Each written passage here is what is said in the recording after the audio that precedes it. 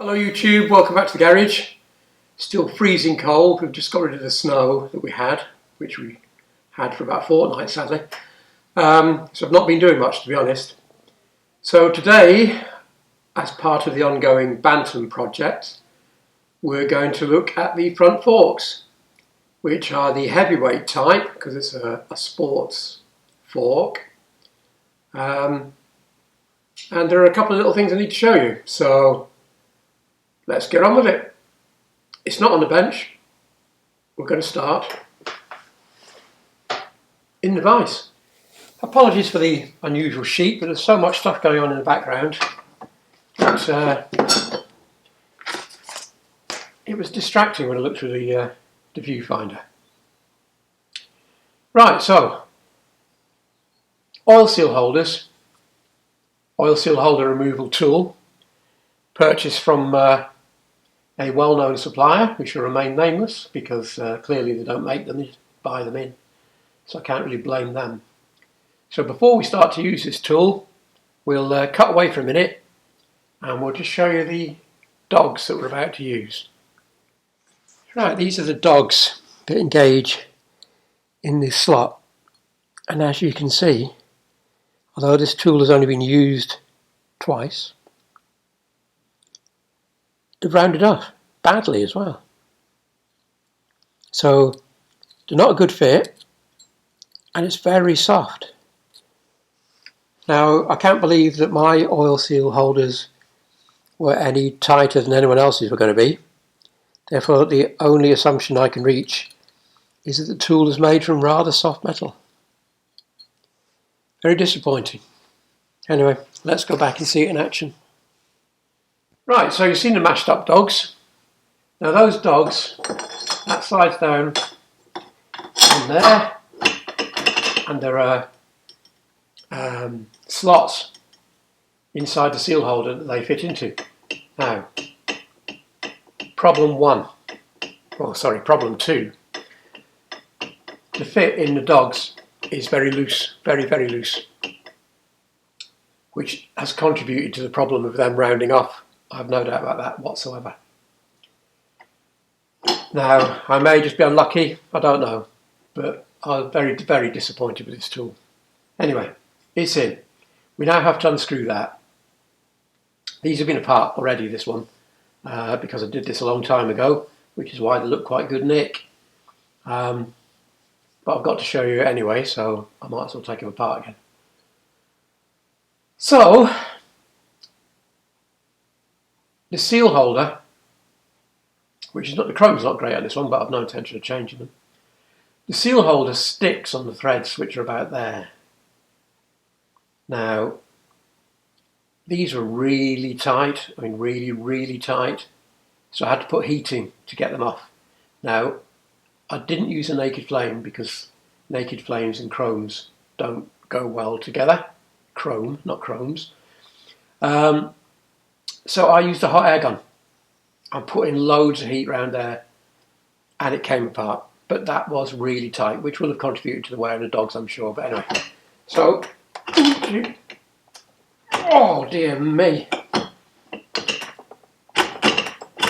Okay, so, has it gone tight again? So applying a bit of downward pressure and making sure the slack's taken up in the direction of travel. Just give them a quick tap. Yeah, there we go. Now they've tightened up. They've been sitting here untouched in the garage, which is not damp or anything. Well, not particularly. For a few months now, quite a few months, 12 months more. And they have tightened up just sitting, so anyway. So off we come.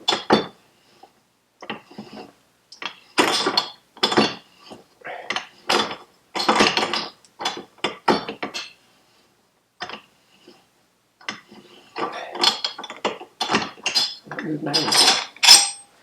So we can get rid of that. That'll come by hand now.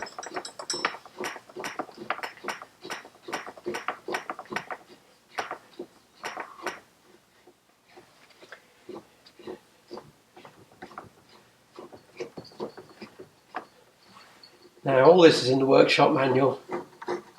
you can get as a PDF, and I believe the Bantam Club have them as well. Well, they did when I was a member anyway, so that members could access the parts they need. Now, the next surprise I found with these is I expected that to slide off, but they won't.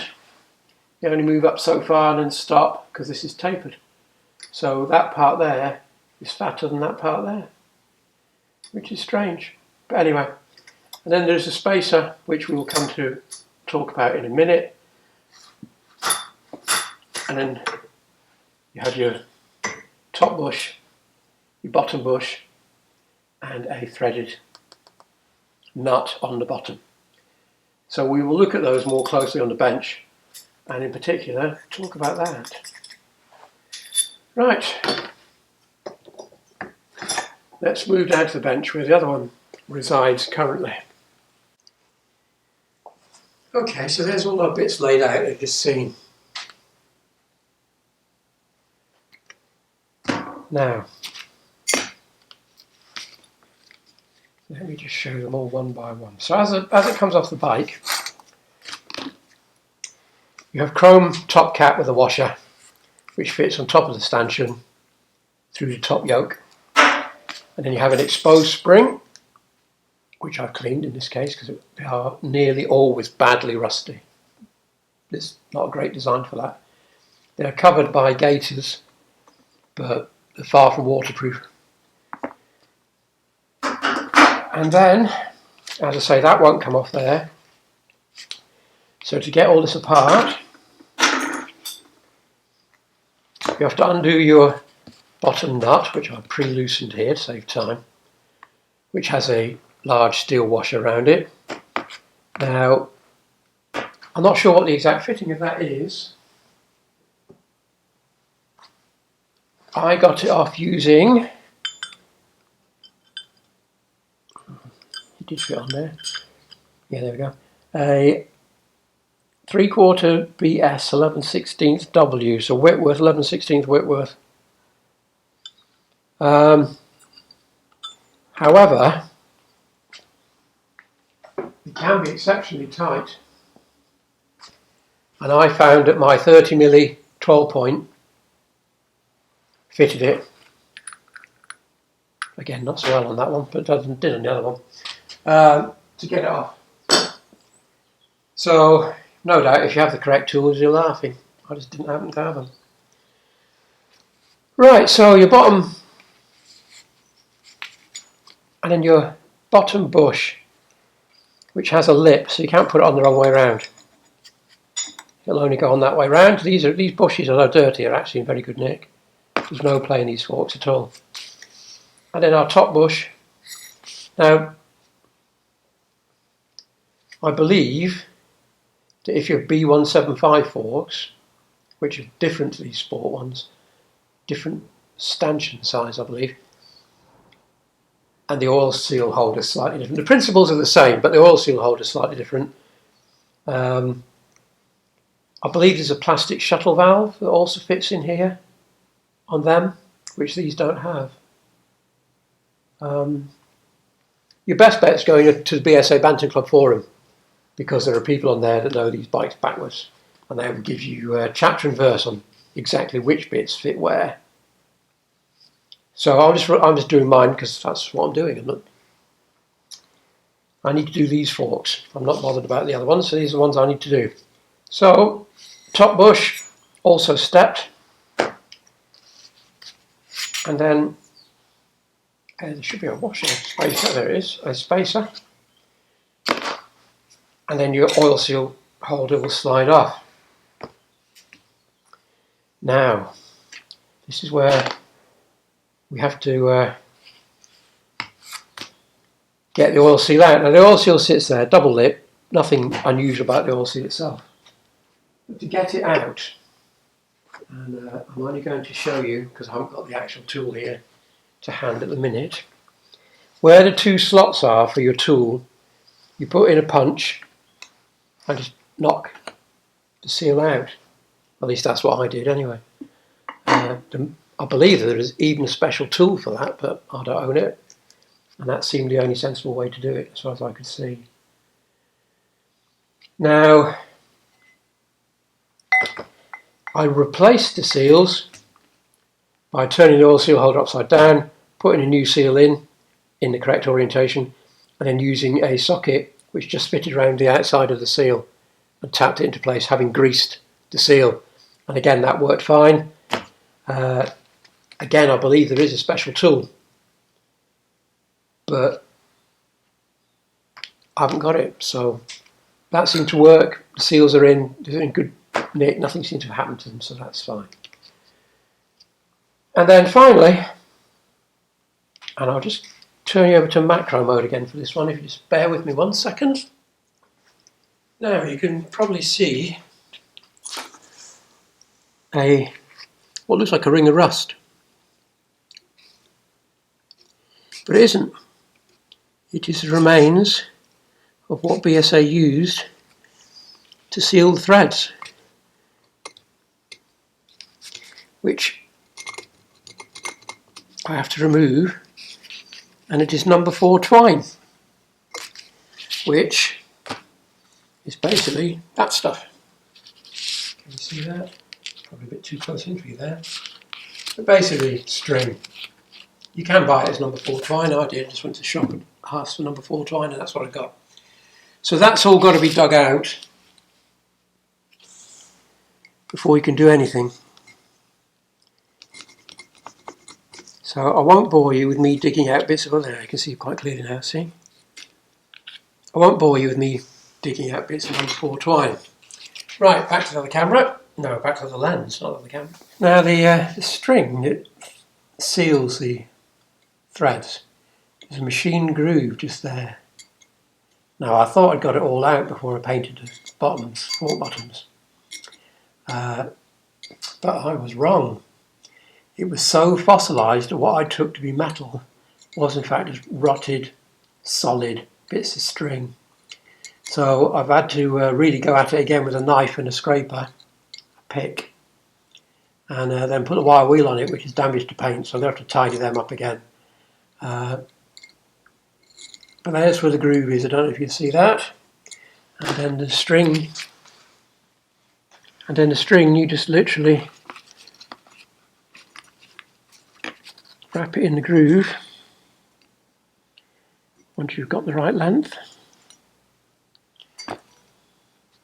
like so, and grease it. So we shall do that and see how we get on.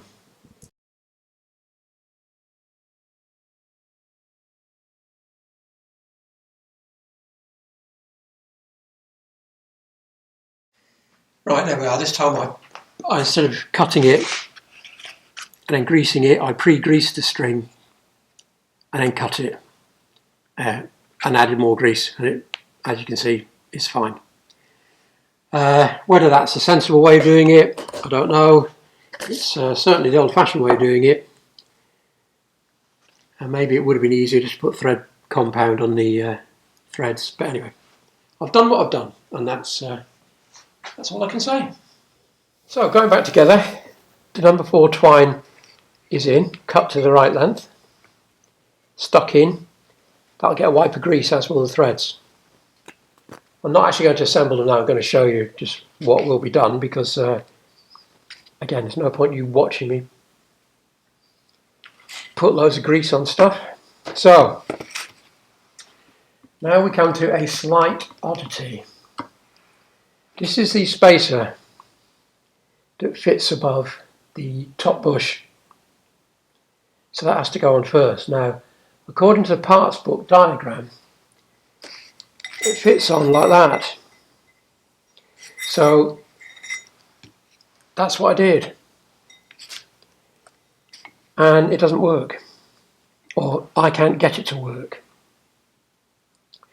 because when it sits like that, I don't know if you can see that, when it sits like that, there are virtually no threads left.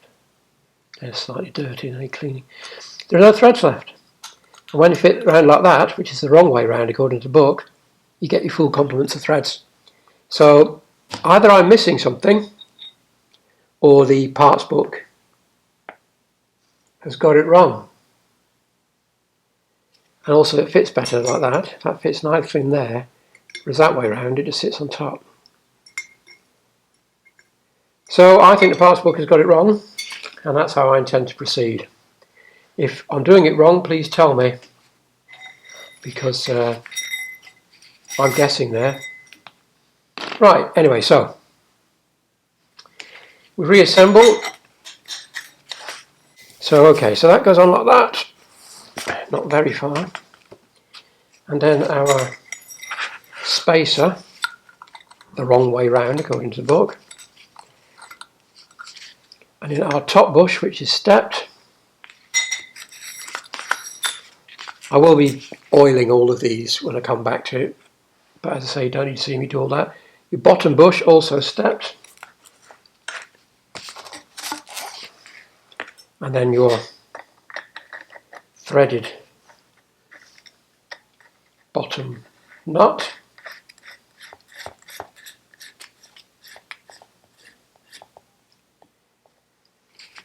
And then it all just slides together. So I'll just tighten that.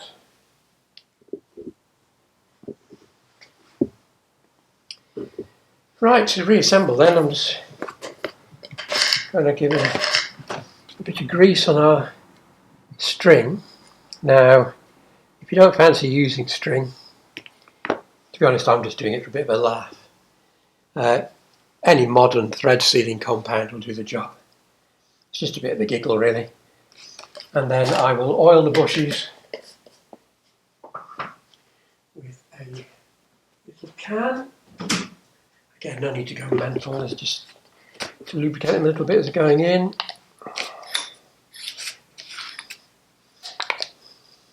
Our bottom nut is tightened up. And then we insert our tube.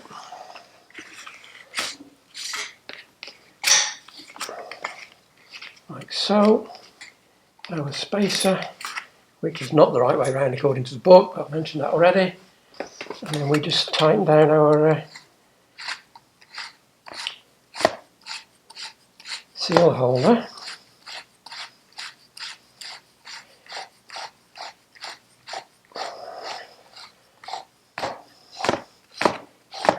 Which goes on an awful lot easier than come off, as you can see. There we are, squeezing the grease out where the string is. That'll go back in the bench vise clamp there to tighten with the tool. There is a small drain screw which fits in the bottom. Drain your oil. Well, I'll say it fits in the bottom. That one is slightly reluctant, there we go. Which has a washer. Now, whether it's meant to be a fibre washer, I don't know. But it's metal, it's what came out, so I'm assuming it's right.